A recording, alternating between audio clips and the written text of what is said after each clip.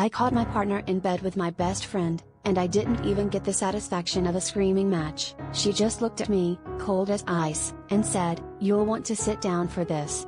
My legs were shaking, but I stayed standing.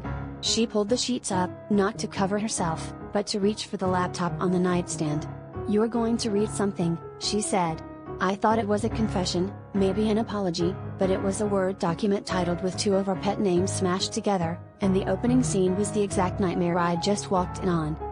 Turns out, every fight we'd ever had, every private joke, every late night confession, every raw, desperate moment in the last 2 years, she'd been writing it down. Not in a diary, but as chapters.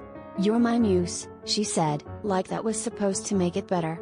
She'd sold the story as fiction, but anyone who knew us would recognize the details.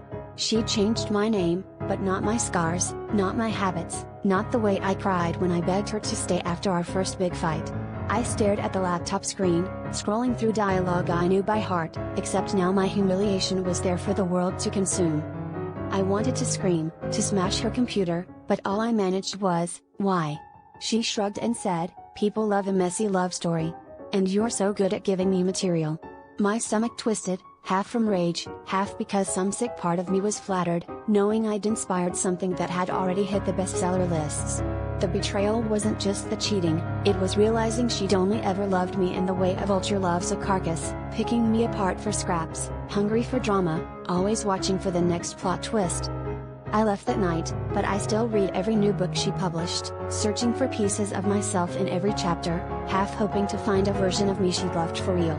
I tried new relationships, but they all ended the same way, me, second-guessing every word, every touch, wondering if I was just another story waiting to happen. Now, I don't know what's worse, being betrayed, or never being able to trust that I'm not just someone else's inspiration for heartbreak.